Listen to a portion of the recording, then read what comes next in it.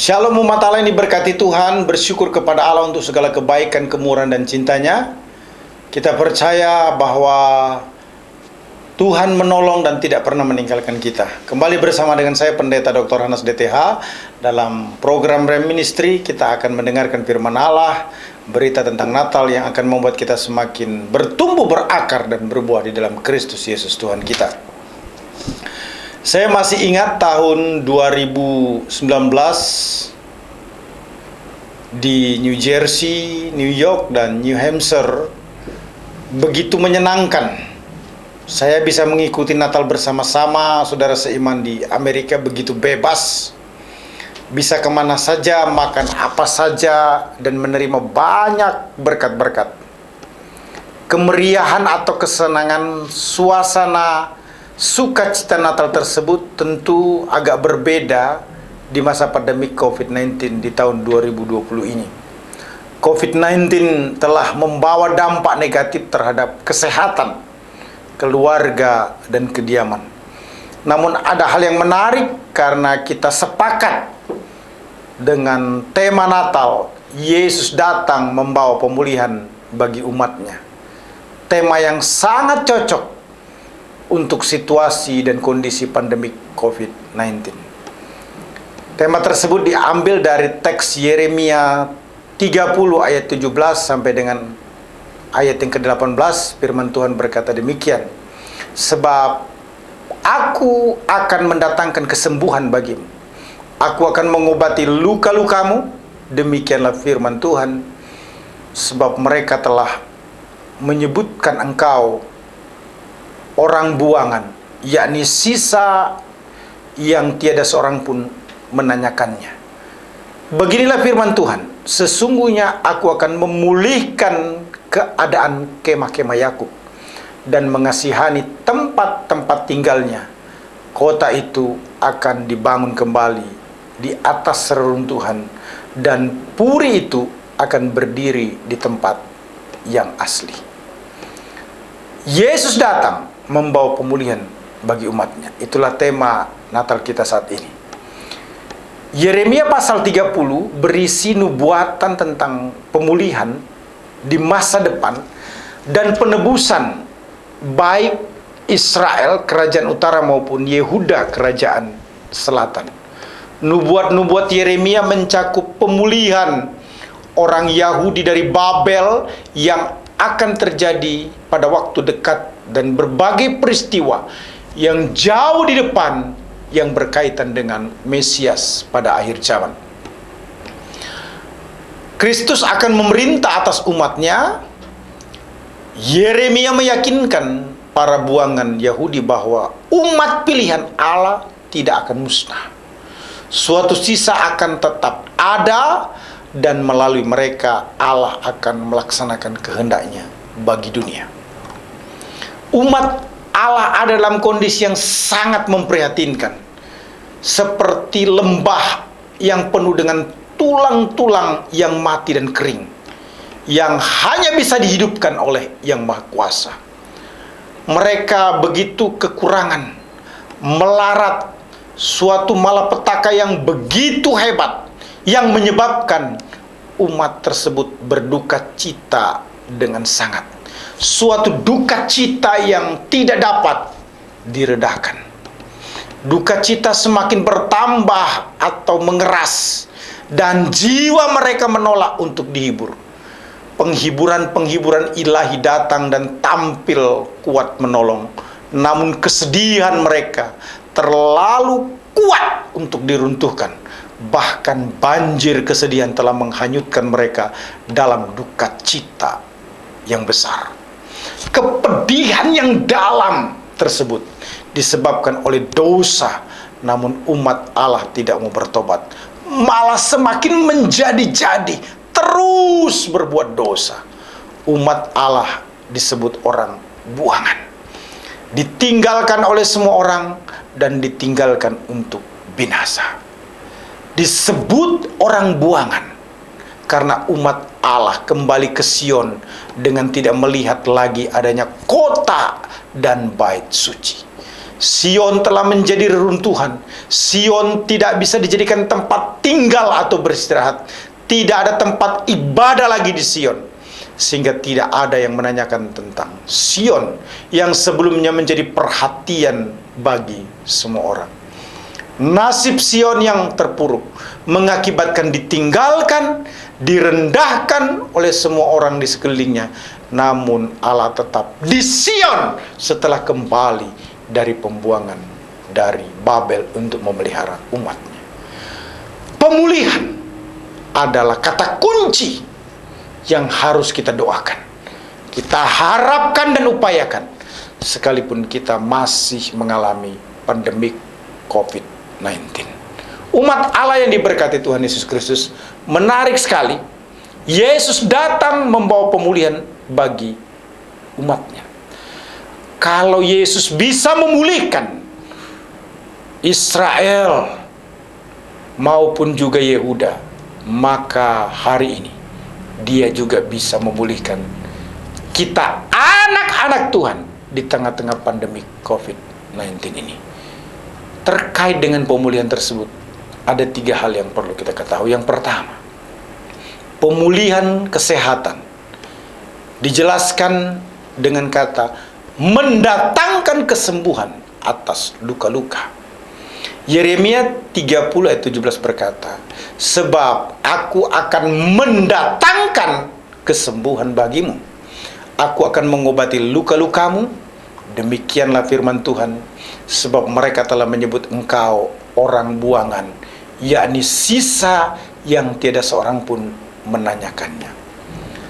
Luka-luka umat Allah tidak bisa disembuhkan oleh tangan siapapun kecuali oleh Allah sendiri.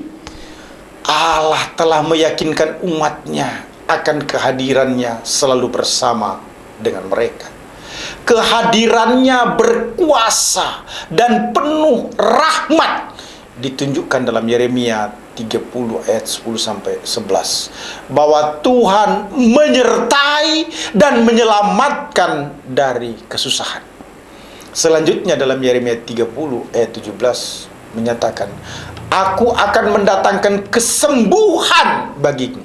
Menjelaskan suatu keadaan bahwa umat Allah sedang menderita sakit yang begitu berbahaya, namun pasti aman jika Allah turut tangan untuk menyembuhkannya.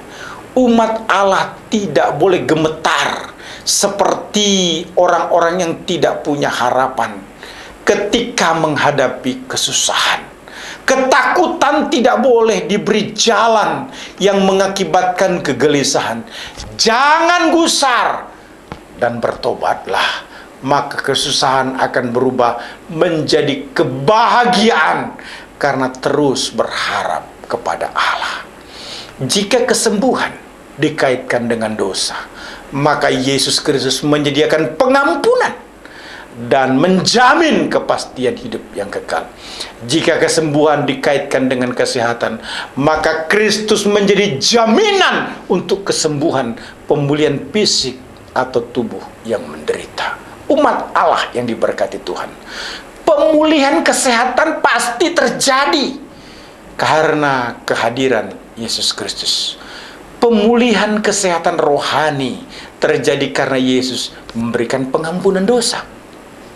Itu sebabnya Matius 1 ayat 21 berkata, ia akan melahirkan anak laki-laki dan engkau akan menamakan dia Yesus, karena dialah yang akan menyelamatkan umatnya dari dosa mereka.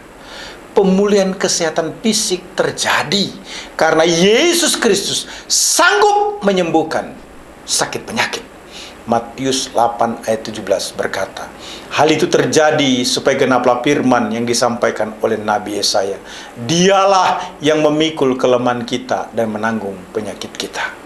Dalam Lukas 10 ayat 9 berkata, Yesus memerintahkan murid-murid dan kita orang-orang percaya untuk sembuhkanlah orang-orang sakit yang ada di situ dan katakan kepada mereka, kerajaan Allah sudah dekat padamu. Umat Allah yang diberkati Tuhan, pemulihan kesehatan di masa pandemik ini pasti akan terjadi karena kehadiran Kristus Kristus memberikan pemulihan kesehatan. Jika itu terkait dengan dosa, maka Dia memberikan pemulihan pengampunan.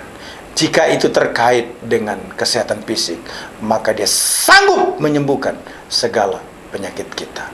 Christmas berbicara tentang pemulihan kesehatan. Yang kedua,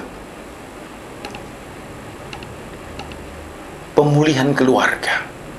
Istilah yang digunakan memulihkan keadaan kemah Yakub.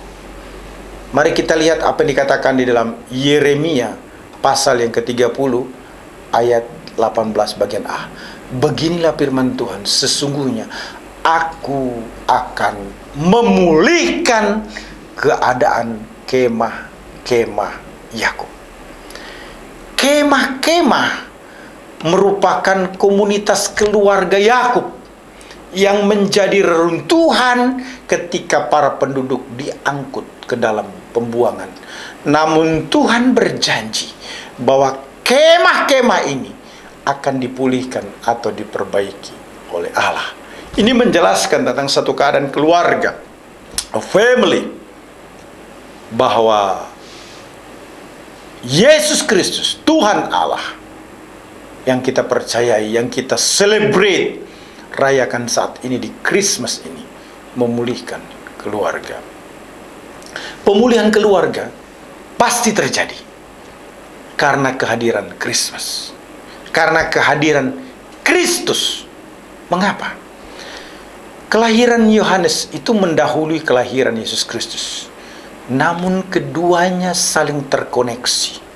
Sebagaimana dinyatakan oleh Lukas dalam Lukas 1 ayat yang ke-17.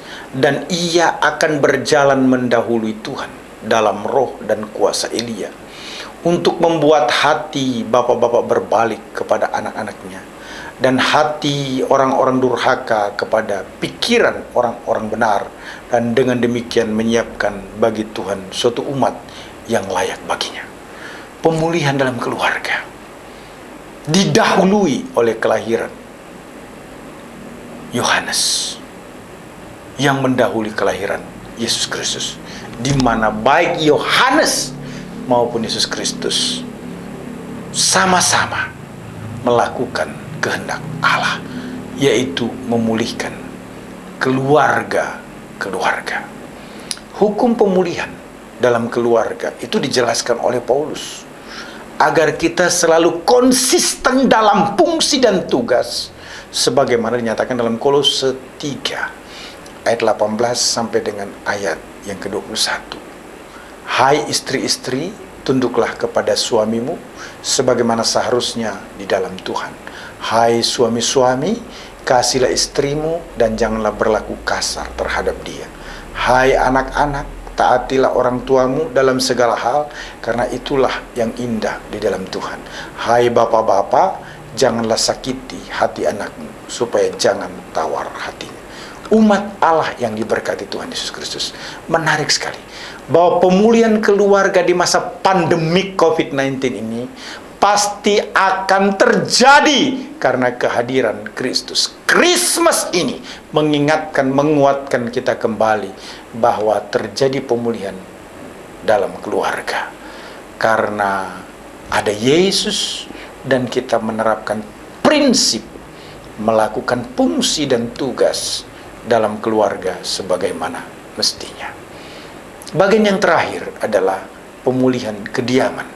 Istilah yang dipergunakan mengasihani tempat-tempat tinggal.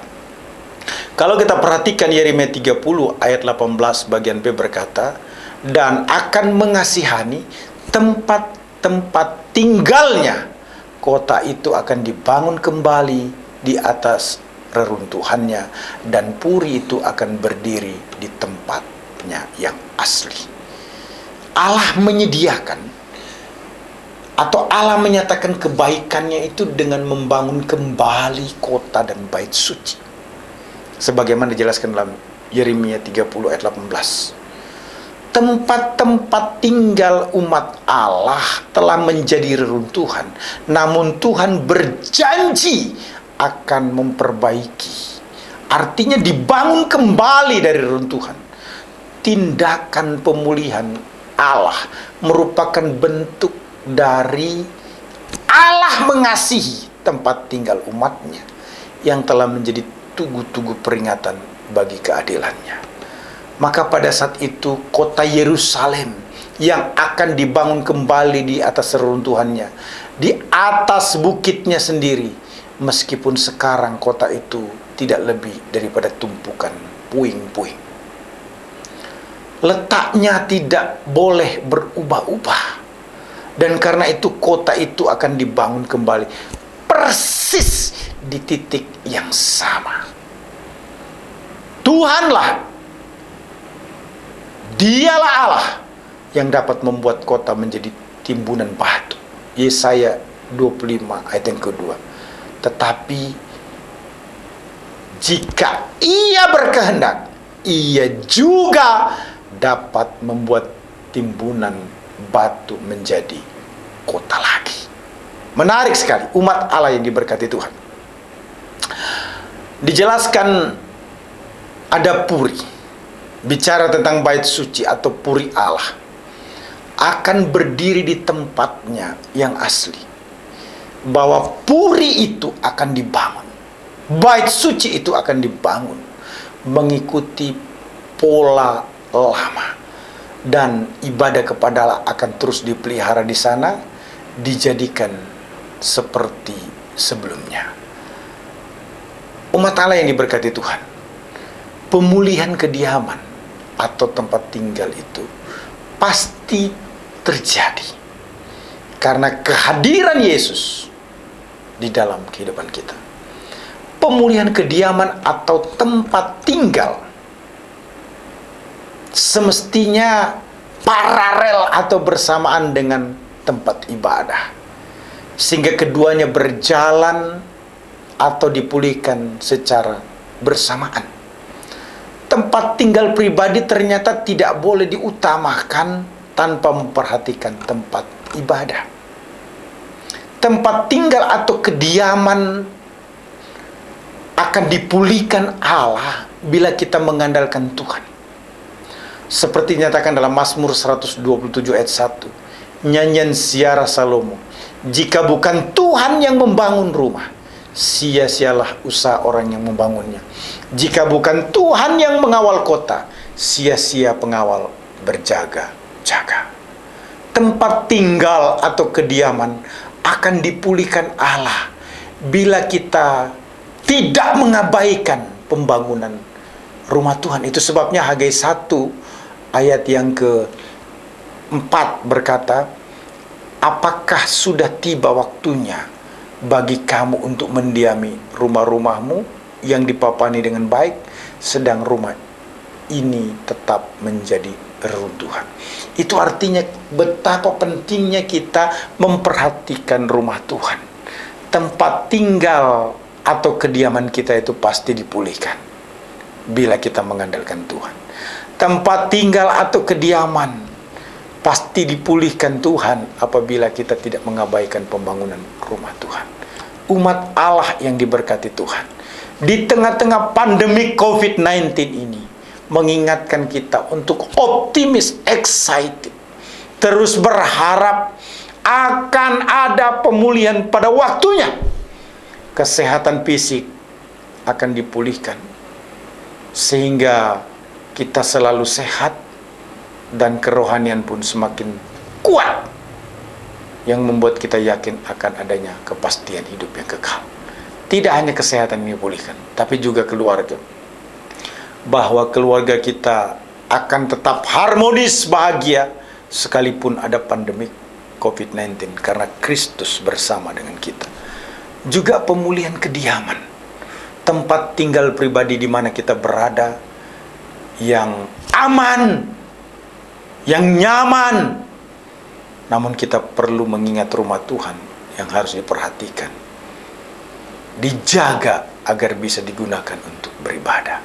Saya percaya firman Allah ini memberkati kita semua. Haleluya, Immanuel. Amin. Kau tetap selamanya Allah sumber